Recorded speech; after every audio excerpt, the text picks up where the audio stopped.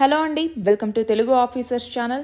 ఇవాళ మనం డిసెంబర్ 27వ తేదీకి సంబంధించిన కరెంట్ అఫైర్స్ గురించి చూద్దాం. ఇవాల్టి మన ఫస్ట్ ఆర్టికల్ వచ్చేసి చైనా యొక్క బెల్ట్ అండ్ రోడ్ ఇనిషియేటివ్ ఏదైతే ఉందో దీని నుంచి ఇప్పుడు ఇటలీ అన్నటువంటిది బయటికి రావటం జరిగింది. మనం చూస్తే G7 దేశాల్లో మొదటిగా ఈ బెల్ట్ అండ్ రోడ్ ఇనిషియేటివ్లో చేరినటువంటి దేశం ఇటలీ అన్నటువంటిది. G7లో ఏమేం దేశాలు ఉన్నాయి? Britain, America, Canada, France, Germany, Japan, అలాగే ఇటలీ. ఇవి 7 కూడా కలిపి మనం G7 అని పిలుస్తాం, అవునా? అయితే ఈ G7లో మొదటిగా ఈ బెల్ట్ అండ్ రోడ్ ఇనిషియేటివ్లో చేరినటువంటి దేశం ఇటలీ. అయితే ఇటలీ రీసెంట్గా బయటికి రావటం జరిగింది. అయితే దాని యొక్క రీజన్స్ ఏంటి, ఎందుకని బయటకు వచ్చింది అంటే, ఒకటి ఎకనామిక్ ఇంబ్యాలెన్స్ అన్నటువంటిది. ఫర్ ఎగ్జాంపుల్, ఇటలీ BRIలో 2019వ సంవత్సరంలో జాయిన్ అయింది. అయితే ఇన్వెస్ట్మెంట్, ఇన్ఫ్రాస్ట్రక్చర్ బిల్డింగ్ వీటన్నింటి మీద చాలా డిపెండ్ అయింది. కానీ మనం చూస్తే లాస్ట్ 10 yearsలో 3 రెసిషన్స్ వచ్చాయి ఇటలీలో, అయినా కూడా అది సర్వైవ్ అయింది. కానీ ఇక్కడ ఈ ఎకనామిక్ బెనిఫిట్స్ ఏవైతే మనం ఆశించామో, అంటే ఇటలీ అన్నటువంటిది ఆశించిందో, అవి సరిగ్గా కుదరలేదు. అంతేకాదు, ఇక్కడ గమనిస్తే చైనీస్ FDI అన్నటువంటిది ఇటలీలో చాలా వరకు తగ్గింది. అంతేకాదు, ట్రేడ్ పరంగా చూసుకుంటే ఇటలీ నుంచి ఎక్స్పోర్ట్స్ అన్నటువంటివి చైనాకి చాలా తక్కువ మొత్తంలో పెరిగాయి. కానీ చైనా నుంచి ఇటలీకి ఎక్స్పోర్ట్స్ అనేవి చాలా ఎక్కువ మొత్తంలో పెరిగాయి. అలాగే జియోపొలిటికల్ షిఫ్ట్ అన్నటువంటిది. జియోపొలిటికల్ షిఫ్ట్ అంటే ఏంటి? ఇప్పుడు చైనా ఇన్ఫ్లుయెన్స్ అన్నటువంటిది పెరుగుతోంది, జియోపొలిటికల్ అలైన్మెంట్స్ అనేవి పెరిగిపోతున్నాయి, స్ట్రాటజిక్ ఇంప్లికేషన్స్ అనేవి ఉన్నాయి. పర్టికులర్గా ఈ రష్యా ఉక్రెయిన్ వార్ కావచ్చు, ఈ వీటన్నింటి నేపథ్యంలో అసలు ఈ బెల్ట్ అండ్ రోడ్ ఇనిషియేటివ్కి సంబంధించి ఒక స్టాండ్ తీసుకోవాల్సిన అవసరం ఉంది అన్నట్టుగా ఇప్పుడు ఈ నిర్ణయం తీసుకున్నారు. అలాగే వెస్టర్న్ అలీస్ అంటే ఏంటి? వెస్టర్న్ ఫ్రెండ్స్ ఏవైతే ఉన్నాయి, ఫర్ ఎగ్జాంపుల్ ఇప్పుడు G7 ప్రెసిడెన్సీ అన్నటువంటిది రాబోతోంది. అయితే ఇటలీ అన్నటువంటిది ఇప్పుడు BRIని వదిలిపెట్టడం ద్వారా ఒక సాలిడారిటీ జెస్చర్ని ఇస్తూ ఉన్నట్టు. అంతేకాదు, ఇక్కడ మనం గమనించాలి, ఇటలీ అన్నటువంటిది ఎక్కువగా వెస్టర్న్ అలీస్ ఏవైతే ఉన్నాయో వీటితో ఎక్కువ క్లోజ్గా ఇంక్లైన్ అవుతుంది, ఎస్పెషల్లీ G7 అలా అనమాట. దానివల్ల కూడా ఈ డెసిషన్ అన్నటువంటిది ఇన్ఫ్లుయెన్స్ అయి ఉండొచ్చు. అలాగే డెట్ ట్రాప్ కన్సర్న్స్ కావచ్చు, నెగిటివ్ ప్రెస్ కావచ్చు, వీటన్నింటి ద్వారా ఏంటి అంటే ఈ ఫినాన్షియల్ డీలింగ్స్లో ట్రాన్స్పరెన్సీ అనేది లేదు. దీనివల్ల డెట్ ట్రాప్ అంటే ఏంటి? డెట్లో చిక్కుకొని పోవచ్చు, అప్పుల్లో చిక్కుకొని పోయేటటువంటి ఈ అవకాశాలు అనేవి ఉన్నాయి అన్నటువంటి నేపథ్యంలో చాలా క్రిటిసిజం వచ్చింది కదా BRIకి. ఆ నేపథ్యంలోనే ఇటలీ ఈ డెసిషన్స్ తీసుకోవటం జరిగింది. మన నెక్స్ట్ ఆర్టికల్ చూడండి, ఎలక్ట్రిక్ వెహికల్స్ లేదా విద్యుత్ వాహనాలు అంటాం. ఈ విద్యుత్ వాహనాలకి ఇంతకుముందు ప్రభుత్వం చాలా రాయితీలు ఇస్తూ వచ్చింది, అవునా? కానీ ఇప్పుడు ఆ రాయితీలు అన్నటువంటివి మరింత తగ్గుతూ ఉన్నాయి. దాంతో ఈవీఎల్ని కొనుగోలు చేసేటటువంటి వాళ్ళలో ఆసక్తి అనేది తగ్గుతోందన్నటువంటి నేపథ్యంలో ఈ ఆర్టికల్. అయితే ఇక్కడ ఎలక్ట్రిక్ వెహికల్స్ అన్నటువంటివి మనకెందుకు అవసరం? ఇది పొటెన్షియల్ క్వశ్చన్ అనమాట. ఎందుకు అవసరం ఎలక్ట్రిక్ వెహికల్స్? ఒకటి, ఎన్విరాన్మెంటల్ బెనిఫిట్స్ అనేవి ఉన్నాయి, అవునా? ఎందుకని? గ్రీన్ హౌస్ గ్యాస్ ఎమిషన్స్ తగ్గించవచ్చు, క్లైమేట్ చేంజ్ని తగ్గించవచ్చు. ఫాజిల్ ఫ్యూయల్స్లో కాకుండా ఎలక్ట్రిక్ వెహికల్స్ అన్నటువంటివి ఎమిషన్స్ అనేవి 0, అవునా? అంతేకాదు, కార్బన్ డైఆక్సైడ్ని మరింతగా రెడ్యూస్ చేయొచ్చు. ఇంకా for example air pollution, smog, global warming వీటికి కాంట్రిబ్యూట్ చేసేటటువంటి మిగతా పొల్యూటెంట్స్ని కూడా ఎలక్ట్రిక్ వెహికల్స్ ద్వారా తక్కువగా మనం ఎమిట్ చేయొచ్చు. ఫర్ ఎగ్జాంపుల్, ఎలక్ట్రిక్ వెహికల్స్ అన్నటువంటివి నైట్రోజన్ ఆక్సైడ్స్ కానివ్వండి, పర్టికులేట్ మ్యాటర్ కానివ్వండి, వోలటైల్ ఆర్గానిక్ కాంపౌండ్స్ అంటాం ఇవి కానివ్వండి, ఇలాంటి హార్మ్ఫుల్ పొల్యూటెంట్స్ అన్నటువంటి విడుదలవ్వకుండా రెడ్యూస్ చేయడానికి ఇవి పనికొస్తాయి. అలాగే ఎనర్జీ డైవర్సిటీ, ఎనర్జీ సెక్యూరిటీ అన్నటువంటిది వీటి ద్వారా మనకి కలుగుతుంది. అలాగే టెక్నాలజికల్ అడ్వాన్స్మెంట్స్ అనేవి జరుగుతాయి, జాబ్ క్రియేషన్ అన్నటువంటిది జరుగుతుంది. దాని ద్వారా ఎకనామిక్ బెనిఫిట్స్ అనేవి ఉంటాయి. లాంగ్ టర్మ్లో కాస్ట్ అనేది సేవ్ అవుతుంది. అలాగే ఇప్పుడు ఎలక్ట్రిక్ వెహికల్స్ ఏం చేస్తాయి, మనము సిటీస్లో చాలా కంజెస్టెడ్గా ఉంటుంది, అలాంటి టైంలో మొబిలిటీని మరింతగా ఇంప్రూవ్ చేసుకోవటానికి, ఒక కాంపాక్ట్ డిజైన్ని ప్రమోట్ చేసుకోవటానికి కూడా ఇది ఉపయోగపడుతుంది. మరి ఎలక్ట్రిక్ వెహికల్స్కి సంబంధించి మనము ఇన్ని పాజిటివ్స్ ఉన్నప్పుడు ఛాలెంజెస్ ఏమీ లేవా అంటే, చాలా ఛాలెంజెస్ ఉన్నాయి. ఏమని? ఒకటి, ఇనిషియల్ కాస్ట్ అనేది వీటికి ఎక్కువ అవుతుంది. అలాగే ఛార్జింగ్ ఇన్ఫ్రాస్ట్రక్చర్ మన దగ్గర లేదు. అలాగే రేంజ్ యాంగ్జైటీ అన్నటువంటిది కూడా ఉంది. ఈ వర్డ్ ఇంపార్టెంట్ అండి, దీని గురించి రాసినప్పుడు ఈ పదం మనం యూజ్ చేయొచ్చు, రేంజ్ యాంగ్జైటీ అన్నటువంటిది. ఏంటి రేంజ్ యాంగ్జైటీ అంటే? మనకి ఎలక్ట్రిక్ వెహికల్స్కి ఛార్జింగ్ అనేది పెడుతూ ఉండాలి. ఇదిగో ఇంత దూరం వెళ్తుంది అన్నప్పుడు మనం ఇంకా స్టార్ట్ అయినప్పటి నుంచి ఆ దూరానికి రీచ్ అవుతున్నాము అంటే అదొక భయం. ఇందులో ఛార్జింగ్ ఉందా లేదా, దగ్గరలో ఎక్కడ ఈ ఛార్జింగ్ ఇన్ఫ్రాస్ట్రక్చర్ అనేది ఉంది, ఇవన్నీ కూడా. అంటే బ్యాటరీస్ ఎలక్ట్రిక్ వెహికల్స్కి సంబంధించి ఓవర్ టైంలో చాలా అవి డిగ్రేడ్ అవుతూ ఉంటాయి. దాంతో ఆ రేంజ్ కూడా డిక్రీజ్ అయ్యేటటువంటి అవకాశం ఉంది. అలాంటి టైంలో ఎక్కువ దూరాలకి వెళ్ళలేం కదా, అదొక ప్రాబ్లం. బ్యాటరీ టెక్నాలజీకి సంబంధించి ప్రాబ్లం అనేది ఉంది, సప్లై చైన్లోనూ ప్రాబ్లం అనేది ఉంది. అంతేకాదు ఎలక్ట్రిక్ వెహికల్స్లో చాలా తక్కువ మోడల్స్ అనేవి ఉన్నాయి. సో వీటన్నింటి నేపథ్యంలో ఈ ఇష్యూస్ ఏవైతే ఉన్నాయో, ఈ ఛాలెంజెస్ ఏవైతే ఉన్నాయో వాటిని ఎఫిషియెంట్గా ఫేస్ చేయాల్సిన అవసరం అనేది ఉంది. మరి ఈ ఎలక్ట్రిక్ వెహికల్స్ అడాప్షన్ని ప్రమోట్ చేయడానికి తీసుకొచ్చిన గవర్నమెంట్ ఇనిషియేటివ్స్ ఏంటి? అందులో ఒకటి ఫేమ్ ఇండియా స్కీమ్ అన్నటువంటిది. ఇది faster adoption and manufacturing of electric vehicles scheme అని కూడా పిలుస్తూ ఉంటాం. ఇప్పుడు ఫేమ్ ఇండియా స్కీమ్ 2 అన్నటువంటిది నడుస్తుంది. దీని ద్వారా ఏంటి, సబ్సిడీస్, ట్యాక్స్ రిబేట్స్, అలాగే ప్రిఫరెన్షియల్ ఫినాన్సింగ్ అంటాం అది, అలాగే రోడ్ ట్యాక్స్ నుంచి, రిజిస్ట్రేషన్ ఫీజు నుంచి ఎగ్జంప్షన్స్ అనేవి ఉంటాయి. వీటన్నింటి కోసం తీసుకొచ్చినటువంటిది ఈ ఫేమ్ ఇండియా స్కీమ్ అన్నటువంటిది. అలాగే national electric mobility mission plan అన్నటువంటిది ఉంది. ఈ ప్లాన్ కిందే ఈ ఫేమ్ ఇండియా స్కీమ్ని తీసుకొచ్చారు. ఈ ప్లాన్ ద్వారా ఏంటి, మనము చాలా వరకు హైబ్రిడ్ మరియు ఎలక్ట్రిక్ వెహికల్స్ యొక్క సేల్స్ని పెంపొందించాలి, ఫిస్కల్ ఇన్సెంటివ్స్ని అందించాలి అన్నట్టుగా ఈ స్కీమ్ని తీసుకురావటం జరిగింది, national electric mobility mission plan అనేసి. అలాగే national mission on transformative mobility and battery storage అన్నటువంటిది ఉంది. అలాగే వెహికల్ స్క్రాపేజ్ పాలసీ అన్నటువంటిది, ఈవీ 30/30 అన్నటువంటి క్యాంపైన్ ఉంది. ఈవీ 30/30 అన్నటువంటిది ఏంటి ఈ క్యాంపైన్ అంటే 2030 నాటికల్లా కనీసం ఈ కొత్త వెహికల్స్లో 30% సేల్స్ అన్నటువంటివి, 30% సేల్స్ ఈ ఎలక్ట్రిక్ వెహికల్స్లో ఉండాలి అన్నట్టుగా తీసుకొచ్చినటువంటిదే ఈ ఈవీ 30/30 క్యాంపైన్ అన్నటువంటిది. అలాగే ప్రొడక్షన్ లింక్డ్ ఇన్సెంటివ్ స్కీమ్ కూడా ఎలక్ట్రిక్ వెహికల్స్ మరియు కాంపోనెంట్స్ యొక్క మ్యానుఫ్యాక్చరింగ్కి సంబంధించి. అలాగే మోడల్ బిల్డింగ్ బై లాస్ అనేసి 2016లో ministry of housing and urban affairs తీసుకొచ్చింది. సో అవన్నీ కూడా విద్యుత్ వాహనాలకి సంబంధించినటువంటి ఇనిషియేటివ్స్గా మనం చెప్పొచ్చు. మన నెక్స్ట్ ఆర్టికల్ చూడండి, క్యాన్సర్కి సంబంధించి. మన భారతదేశంలో క్యాన్సర్ కేసులు అనేవి రోజు రోజుకి పెరిగిపోతూ ఉన్నాయి. అందులోనూ ఇక్కడ ఎస్పెషల్గా హ్యూమన్ పాపిలోమా వైరస్ హెచ్పివి అంటున్నాం. ఈ హెచ్పివి ఇన్ఫెక్షన్ అనేటటువంటిది పెరుగుతూనే వస్తుంది. ఇది సర్వికల్ క్యాన్సర్కి కారణమవుతుందన్నమాట. మనం చూస్తే జాతీయ క్యాన్సర్ రిజిస్ట్రీ ప్రోగ్రామ్ అన్నటువంటిది ఉంది, నేషనల్ క్యాన్సర్ రిజిస్ట్రీ ప్రోగ్రామ్ లేదా జాతీయ క్యాన్సర్ రిజిస్ట్రీ కార్యక్రమం అన్నటువంటిది. ఇది రీసెంట్గా కొన్ని స్టాటిస్టిక్స్ ఇచ్చింది. అందులో భాగంగా ఏం చెప్పింది, మన దేశంలో క్యాన్సర్ కేసులు అన్నటువంటివి పెరుగుతూ ఉన్నాయి. మన దేశంలో పురుషుల్లో చూసుకుంటే 2020లో మద్యం వల్ల 3,76,000 మంది క్యాన్సర్ బారిన పడితే 46,900 మంది మహిళలు రొమ్ము క్యాన్సర్కి బలయ్యారు. అయితే అంతర్జాతీయ క్యాన్సర్ పరిశోధక ఏజెన్సీ అన్నటువంటిది మొత్తం 7 దేశాల్లో క్యాన్సర్ యొక్క ప్రధాన కారకాలేంటి, కోల్పోతున్నటువంటి విలువైన జీవిత కాలం ఎంత, వీటి మీద అధ్యయనం చేసింది. అయితే అభివృద్ధి చెందుతున్నటువంటి ఆర్థిక వ్యవస్థలు మీన్స్ డెవలపింగ్ ఎకానమీస్ ఏవైతే ఉంటాయో వీటిలో బ్రిక్స్ దేశాలు ఉన్నాయవునా, బ్రెజిల్, రష్యా, ఇండియా, చైనా, దక్షిణాఫ్రికా, వీటితో పాటు బ్రిటన్లో, అమెరికాలో కూడా పరిశోధన చేయడం జరిగింది. అయితే ఈ 7 దేశాల్లోనే ప్రపంచంలో సగం క్యాన్సర్ మరణాలు అన్నటువంటి వస్తున్నాయి. మద్యపానం, పొగాకు, ధూమపానం, అధిక బరువు, హెచ్పివి ఇలాంటివన్నీ కూడా క్యాన్సర్లకి చాలా ప్రధాన కారణాలు. దాంట్లో 2020లోనే ఈ 7 దేశాలు లక్షల మంది ప్రాణాలు కోల్పోయారు. అయితే ఇక్కడ సర్వికల్ క్యాన్సర్ అన్నటువంటి దాని గురించి మనకి తెలియాలి. సర్వికల్ క్యాన్సర్ అన్నటువంటిది, సర్విక్స్ అన్నటువంటిది వెజైనాకి కనెక్ట్ అయ్యే దగ్గర ఈ క్యాన్సర్ అన్నటువంటిది వస్తుంది. అయితే ఇందులోకి వచ్చేసరికి హ్యూమన్ పాపిలోమా వైరస్ అన్నటువంటి దీన్ని కలుగు చేస్తుంది. ఇది సెక్షువల్లీ ట్రాన్స్మిటెడ్ ఇన్ఫెక్షన్, ఇది ప్రివెంటబుల్, గుర్తుంచుకోవాలి. హెచ్పివి అన్నటువంటిది దీని ద్వారా వచ్చే సర్వికల్ క్యాన్సర్ అన్నటువంటిది ప్రివెంటబుల్.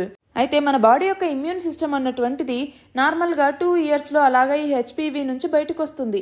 కానీ చాలా తక్కువ మందికి మాత్రమే ఇది చాలా ఎక్కువ కాలం పాటు ఉంటుంది. అయితే దీని యొక్క ప్రివలెన్స్ అనేటువంటిది చూస్తే మన భారతదేశంలో 2nd మోస్ట్ ప్రివలెంట్ క్యాన్సర్ ఈ సర్వికల్ క్యాన్సర్ అన్నటువంటిది. మనం చూస్తే వరల్డ్స్ సర్వికల్ క్యాన్సర్ డెత్స్లో 1/4వ వంతు మన భారతదేశంలోనే ఉన్నాయి. ప్రతి సంవత్సరం సర్వికల్ క్యాన్సర్కి 1.25 లక్షల మంది ఉమెన్ డయాగ్నోస్ చేస్తుంటే 75,000 మందికి పైగా ఈ డిసీజ్తో చనిపోతున్నటువంటి వాళ్ళు ఉన్నారు. అయితే ఈ నేపథ్యంలో మనకి ఎగ్జామ్లో ఒకటి అడగచ్చు, ఏమని, సర్వావాక్స్ వ్యాక్సిన్ అన్నటువంటిది. సర్వావాక్ వ్యాక్సిన్ అన్నటువంటిది దేనికి సంబంధించింది అంటే ఈ యొక్క సర్వికల్ క్యాన్సర్కి సంబంధించి. అయితే దీన్ని మన భారతదేశంలోని అంటే ఇండిజినస్గా డెవలప్ చేయడం జరిగింది.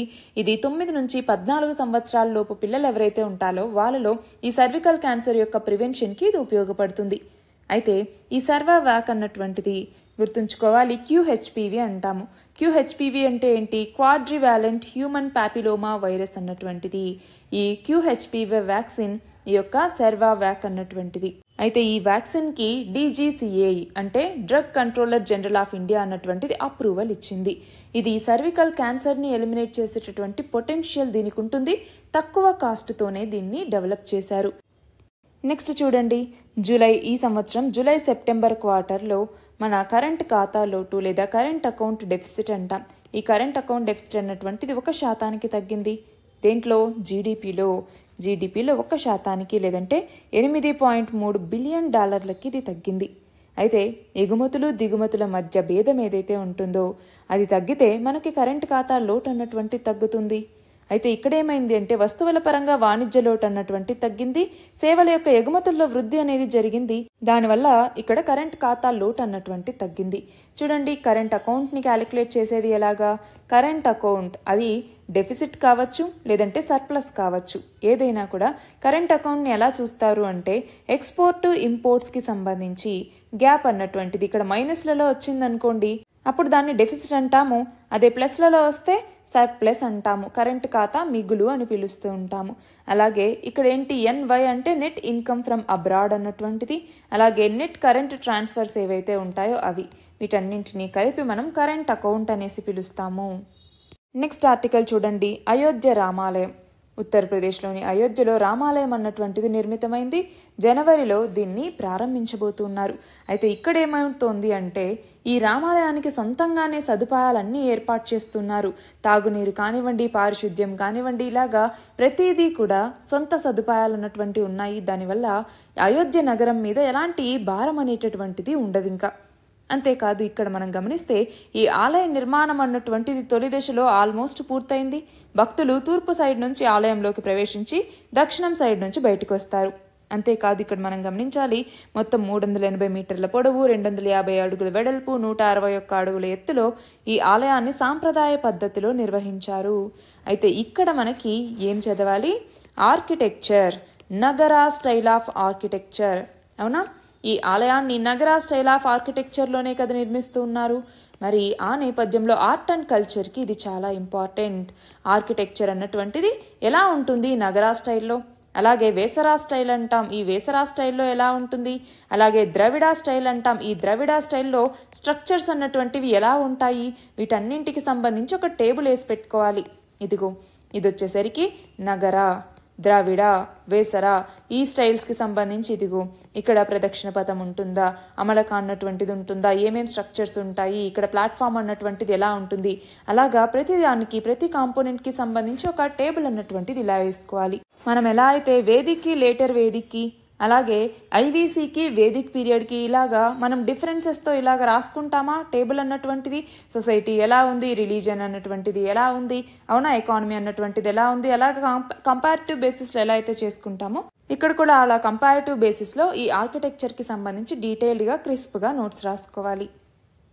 నెక్స్ట్ చూడండి, ఏప్రిల్లో రాజ్యసభకి 55 మంది వీడ్కోలు పలుకుతున్నారు అన్నటువంటి నేపథ్యంలో ఈ ఆర్టికల్. ఎందుకని ఇంతమంది రాజ్యసభకి వీడ్కోలు పలుకుతున్నారు?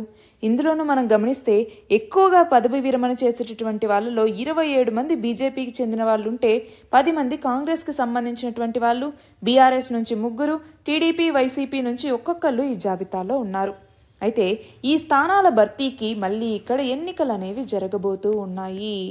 ఎన్నికలు అనేవి జరుగుతాయి ఇక్కడ. అయితే ఈ ఎన్నికలు అన్నటువంటివి ప్రత్యక్ష ఎన్నికల లేదంటే ఇవి పరోక్ష ఎన్నికలా? దీని ఆన్సర్ కమెంట్ సెక్షన్లో ఇవ్వండి. నెక్స్ట్ చూడండి, రీసెంట్గా ఆర్బీఐ ఒక ముసాయిదా అని ఒక డ్రాఫ్ట్ని ఇవ్వటం జరిగింది. దేనికి సంబంధించి అంటే విదేశీ మారక ద్రవ్య సేవలు ఏవైతే ఉంటాయో అంటే ఫారిన్ ఎక్స్చేంజెస్ ఏవైతే ఉంటాయో ఆ సేవల్ని మరింతగా సింప్లిఫై చేయటం, సరళీకృతం చేయటం. ఎందుకని అంటే కొన్ని ఆర్థిక సంస్థలు, ఇంకొన్ని సంస్థలు తమ వ్యాపారాలకు సంబంధించిన లావాదేవీలు మరింతగా సులభతరం చేసుకోవటానికి ఇది ఉపయోగపడుతుంది. మనకి ఫెమా అన్నటువంటిది ఉంది. ఏంటి ఫెమా అంటే విదేశీ మారక ద్రవ్య నిబంధనలు అనేసి పిలుస్తూ ఉంటాం. అయితే ఈ ఫెమా కింద ఎవరైతే అధికృత పర్సన్స్ ఉంటారో వాళ్ళకి లైసెన్స్ ఇచ్చేటటువంటి విధి విధానాల్ని ఆర్బీఐ 2006లో సమీక్షిస్తే మళ్ళీ ఇప్పుడు సమీక్షించింది. ఏమని డెసిషన్ తీసుకుంది అంటే ఇంక మీద నుంచి ఏజెన్సీ పద్ధతిలో అధికృత విదేశీ మారక ద్రవ్య కరెస్పాండెంట్ని నియమించాలి అన్నట్టుగా ఆర్బీఐ ప్రతిపాదనను వ్యక్తం చేయటం జరిగింది. ఈ ముసాయిదా మీద వాటాదారులు మీ స్పందన తెలపండి అన్నట్టుగా 2024 జనవరి 31 వరకు గడువుని విధించింది ఆర్బీఐ. నెక్స్ట్ ఆర్టికల్ చూడండి, వీర్ బాల్ దివాస్. మనం చూస్తే ప్రధాని నరేంద్ర మోదీ లాస్ట్ ఇయరే ఈ వీర్ బాల్ దివాస్ని డిసెంబర్ 26వ తేదీన జరుపుకుందామన్నట్టుగా పిలుపునిచ్చారు. అయితే ఎందుకని అంటే గురు గోబింద్ సింగ్ ఈయన యొక్క ఇద్దరు కొడుకులైనటువంటి జోరావర్ సింగ్ అలాగే ఫతేహ్ సింగ్ వీళ్ళిద్దరూ కూడా అమరులైనటువంటి నేపథ్యంలోనే వీళ్ళిద్దరికీ సంబంధించి ఈ వీర్ బాల్ దివాస్ ని జరుపుకోవాలి అన్నట్టుగా నిర్ణయించారు. ఆ నేపథ్యంలో ప్రధాని నరేంద్ర మోదీ ఈ వీర్ బాల్ దివస్ సందర్భంగా మాట్లాడుతూ మారక ద్రవ్యాల వినియోగానికి దూరంగా ఉంటూ ఆరోగ్యాన్ని పరిరక్షించుకుంటూ యువత ముందడుగు వేయాలి అన్నట్టుగా చెప్పడం జరిగింది. ఆ నేపథ్యంలో వీర్ బాల్ దివస్ అంటే ఏంటి, ఎప్పుడు జరుపుకుంటారు, ఎవరికి సంబంధించినటువంటిది ఇది, గురు గోబింద్ సింగ్ అంటున్నాము. మనకి సిక్కులకు సంబంధించి చాలా మంది గురువులు ఉన్నారవునా, అందులో గురు గోబింద్ సింగ్ యొక్క ప్రత్యేకత ఏంటి, మిగిలిన సిక్కు గురువుల గురించి కూడా ఒకసారి చూసుకోవాలి. నెక్స్ట్ ఆర్టికల్ చూడండి, భారత మహిళా రెజ్లర్ అయినటువంటి వినేష్ ఫోగాట్ ఈమె కేఎల్ రత్న అవార్డుని అలాగే అర్జున అవార్డుని వెనక్కిస్తాను అన్నట్టుగా ప్రకటించడం జరిగింది. మనం గమనిస్తే ఇక్కడ రీసెంట్గా భారత రెజ్లింగ్ సమాఖ్యకి ఎన్నికలు అనేవి జరిగాయి. అందులో లైంగిక ఆరోపణల్లో నిందితుడైనటువంటి మాజీ అధ్యక్షుడైన బ్రిజ్ భూషణ్ వర్గం ఇప్పుడు గెలిచింది. అతని యొక్క విధేయుడైనటువంటి సంజయ్ సింగే అధ్యక్షుడిగా ఎన్నికయ్యారు. దాంతో సాక్షి మాలిక్ రిటైర్మెంట్ని ప్రకటించింది. బజరంగ్ పూనియా అలాగే వీరేందర్ సింగ్ వీళ్ళు పద్మశ్రీ పురస్కారాన్ని వెనక్కిచ్చారు. అయితే ఇక్కడ గమనించాలి, కేంద్ర క్రీడా శాఖ అన్నటువంటిది నియమావళిని అతిక్రమించటంతో ఈ యొక్క భారత రెజ్లింగ్ సమాఖ్యని సస్పెండ్ చేశారు. సస్పెండ్ చేసినా కూడా ఇప్పుడు భారత రెజ్లర్ అయినటువంటి వినేష్ ఫోగాట్ ఇలా కేఎల్ రత్న అలాగే అర్జున అవార్డ్స్ని వెనక్కిస్తాను అన్నట్టుగా ప్రకటించింది. అయితే ఇక్కడ గమనించాలి, ఈమె ప్రపంచ ఛాంపియన్షిప్లో 2 కాంస్య పతకాలు నెగ్గింది.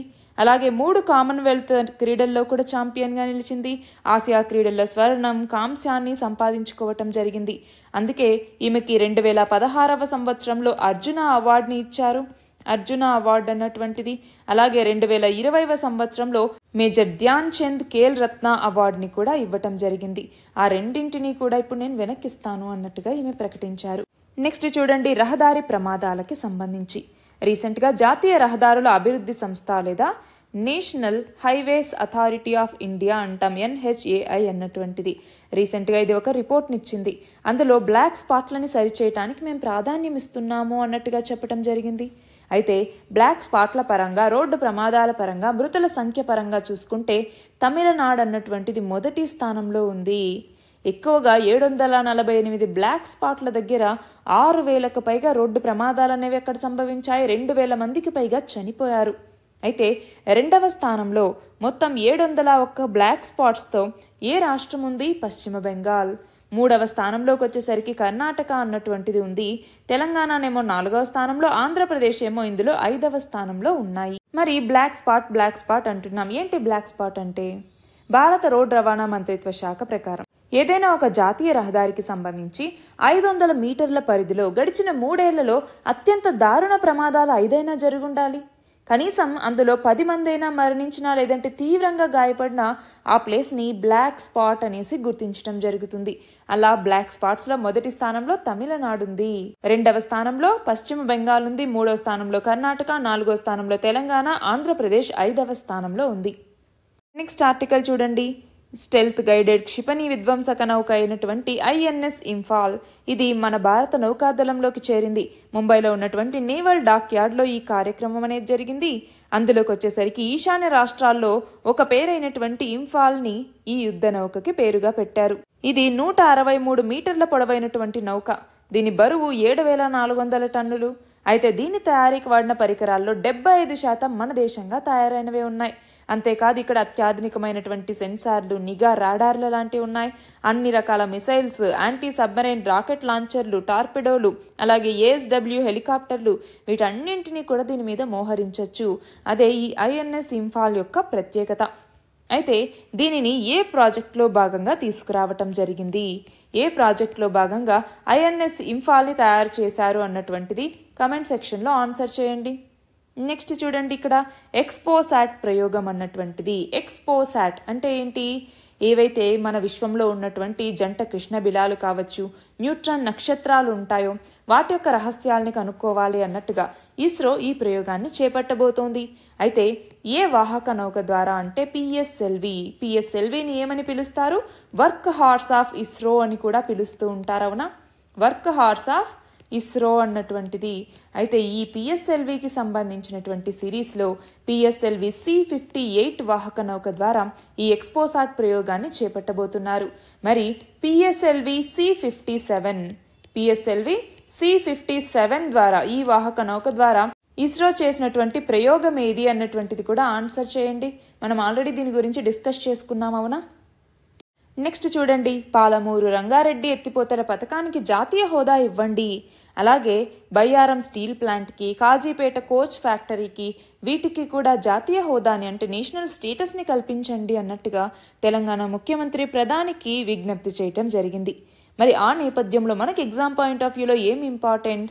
ఒక నేషనల్ ప్రాజెక్ట్ స్టేటస్ అన్నటువంటిది వస్తే అప్పుడు ఉండేటటువంటి అడ్వాంటేజెస్ ఏంటి అంటే, ఒకటి ఫండ్స్ అనేవి సెంట్రల్ గవర్నమెంట్ నుంచి వస్తాయి, అలాగే డెసిషన్ మేకింగ్ అన్నటువంటిది ఇబ్బందులు లేకుండా జరిగిపోతూ ఉంటుంది, అలాగే గవర్నమెంట్ ప్రియారిటీగా ప్రాజెక్ట్ అనేది ఉంటుంది, వేరే వేరే ఇన్స్టిట్యూషన్స్తో కావచ్చు, వేరే వేరే రాష్ట్రాలకి సంబంధించి కొలాబరేషన్ ఆపర్చునిటీస్ అనేవి ఉంటాయి, అలాగే నేషనల్ సిగ్నిఫికెన్స్ అన్నటువంటిది కూడా ఆ ప్రాజెక్టుకు వస్తుంది. అవునా. మరి ఈ నేపథ్యంలో నేషనల్ ప్రాజెక్ట్ స్టేటస్ అన్నటువంటిది మనకి ఇంపార్టెంట్. ఆంధ్రప్రదేశ్లో అయితే పోలవరం ప్రాజెక్ట్కి ఇలాగా నేషనల్ స్టేటస్ అన్నటువంటిది ఇవ్వటం జరిగింది. ఏపీలో ఉంది. అవునా. అయితే ఈ పోలవరం ప్రాజెక్ట్కి ఎప్పుడు ఈ నేషనల్ స్టేటస్ని ఇవ్వటం జరిగింది అంటే 2014లో. ఏ టైంలో? ఏపీ రీఆర్గనైజేషన్ యాక్ట్ కింద పోలవరంకి నేషనల్ స్టేటస్ని ఇవ్వటం జరిగింది కేంద్ర ప్రభుత్వం.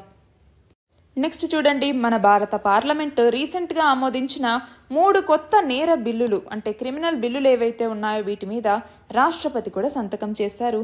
దాంతో ఇప్పటిదాకా బిల్లులు అన్నాం, ఇప్పుడు వాటిని చట్టాలనేసి పిలుస్తూ ఉంటాం. ఇంకా మీద చూడండి, మనకి ఇండియన్ పీనల్ కోడ్ స్థానంలో భారతీయ న్యాయ సంహిత, అలాగే సిఆర్పిసి స్థానంలో భారతీయ నాగరిక సురక్షా సంహిత, అలాగే ఇండియన్ ఎవిడెన్స్ యాక్ట్ స్థానంలో భారతీయ సాక్ష్య చట్టం అనేసి వీటిని పిలుస్తూ ఉంటారు. అయితే ఈ బిల్లుల్లో కూడా కొన్ని చేంజెస్ చేశారు. చూడండి, పాత చట్టంలో అత్యాచారానికి సంబంధించి పాల్పడితే సెక్షన్ 375, సెక్షన్ 376 కింద శిక్షలు విధించేవాళ్ళు, కానీ కొత్త బిల్లుల్లో వాటిని సెక్షన్ 63 కింద చేశారు. అలాగే పాత చట్టంలో హత్యకి సంబంధించి సెక్షన్ 302 అయితే ఇప్పుడు కొత్తగా వాటిని 101 సెక్షన్కి మార్చారు.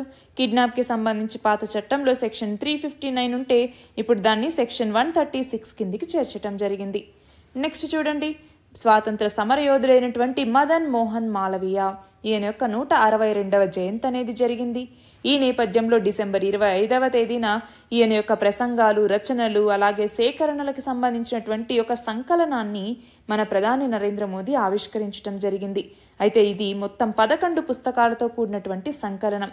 ఇందులో మొదటి ద్విభాషా సంకలనం అంటే 2 భాషల్లో సంకలనం అన్నటువంటిది 4000 పేజీలతో ఉంది.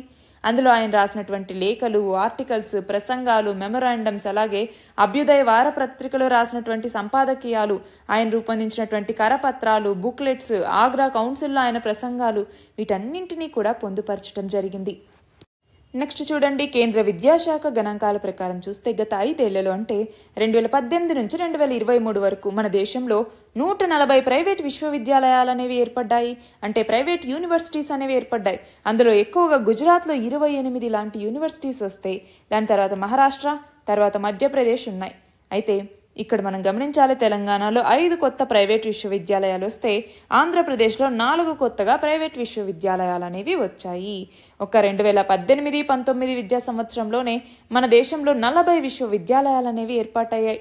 నెక్స్ట్ చూడండి, కొత్త మరియు ప్రస్తుతం ఉన్నటువంటి మదుపర్లు ఎవరైతే ఉంటారో, అంటే ఎవరైతే స్టాక్స్లో ఉంటారో వాళ్ళ నుంచి $6 కోట్ల అంటే సుమారు 500 కోట్లని సమీకరించడం ద్వారా ఇంక్రెడ్ అన్నటువంటిది యూనికాన్ సంస్థగా అవతరించింది. యూనికాన్ అంటే ఏంటి? $1 బిలియన్ అంటే ఇప్పుడు లెక్కలో కనీసం 8,300 కోట్ల టర్నోవర్ ఉంటే ఆ సంస్థని యూనికార్న్ అనేసి పిలుస్తూ ఉంటాము. అదే $10 బిలియన్ విలువ ఉన్నటువంటి సంస్థనైతే డెకాకాన్ అనేసి పిలుస్తాం. అలా వివిధ పేర్లు అనేవి ఉన్నాయి. అయితే ఇప్పుడు గమనిస్తే ఇలా నిధుల సమీకరణ కోసం ఇన్క్రెడ్ విలువని $1.04 బిలియన్ పరిగణిస్తే ఈ సంవత్సరం యూనికార్న్ జాబితాలోకి చేరినటువంటి రెండవ సంస్థ ఇది. మొదటిదేమో జెప్టో అన్నటువంటిది. నెక్స్ట్ చూడండి, మన భారతదేశంలో ప్రతి సంవత్సరం ఎంత మొత్తం ఆహారం వృధా అవుతోందన్నట్టుగా భారత వ్యవసాయ పరిశోధనా మండలి శాస్త్రవేత్తలు చెప్పారు. అంటే మొత్తం 7.4 కోట్ల టన్నుల ఆహారం అన్నటువంటిది వేస్ట్ అవుతోంది. మనం గమనిస్తే 2022-23 సంవత్సరం మొత్తం ఆహార ధాన్యాలు అలాగే ఉద్యాన ఉత్పత్తుల్లో ఇది 10% సమానం. ప్రపంచంలో ప్రతి సంవత్సరం 93 కోట్ల టన్నుల ఆహారం వృధా అవుతోంది. అయితే ఐక్యరాజ్య సమితి పర్యావరణ కార్యక్రమం లేదా యునైటెడ్ నేషన్స్ ఎన్విరాన్మెంటల్ ప్రోగ్రాం ప్రకారం ఆహార వృధా నివేదిక 2021 ఇచ్చింది. దీనికి కింద ప్రపంచవ్యాప్తంగా గృహాల్లోనే ఈ ఆహార వృధా అన్నటువంటిది ఎక్కువగా ఉంది అన్నట్టుగా తెలుస్తోంది. నెక్స్ట్ చూడండి, ఇటీవల కేంద్ర వ్యవసాయ మంత్రిత్వ శాఖ వెల్లడించిన గణాంకాల ప్రకారం 2015 నుంచి 2022 మధ్య కాలంలో కుండపోత వానలు రావటం, వరదలు రావటం ఇలాంటి జలావరణ సంబంధిత విపత్తుల వల్లే మన దేశంలో ఎన్నో కోట్ల హెక్టార్లలో పంటలు నాశనమయ్యాయి. అవి ఎన్ని కోట్ల హెక్టార్లు అన్నట్టుగా ఇక్కడ అడుగుతున్నారు. 3.3 కోట్ల హెక్టార్లు. గమనించాలి, అదే టైంలో 3.5 కోట్ల హెక్టార్లలో పంటల్ని కరువు అనేది దెబ్బతీసింది. అంటే 3.3 కోట్ల హెక్టార్లేమో కేవలం జలావరణ సంబంధిత విపత్తుల వల్లే. అవి కాకుండా 3.5 కోట్ల హెక్టార్లలో కరువు అన్నటువంటిది. ఈ కరువు వల్ల మన భారతదేశంలో లాస్ట్ ఇయర్ జూన్ అక్టోబర్ మధ్య ఖరీఫ్ సీజన్తో కంపేర్ చేస్తే ఈసారి వరి దిగుబడి అన్నటువంటిది 3.8%, పప్పు గింజలేమో 6.6%, తృణధాన్యాలు మిల్లెట్స్ ఏమో 6.5% తగ్గబోతున్నాయి. అంటే ఈ ఖరీఫ్లో ఆహార ధాన్యాల దిగుబడి అన్నటువంటిది 5% పైగా తగ్గుతుంది. 14.8 కోట్ల టన్నులుగా ఉండొచ్చు అన్నట్టుగా కేంద్రం అంచనా. అందులో వరి దిగుబడి 10.6 కోట్ల టన్నులుగా ఉండొచ్చు. ఇవి ఇవాల్టి important articles. All the very best and thank you very much.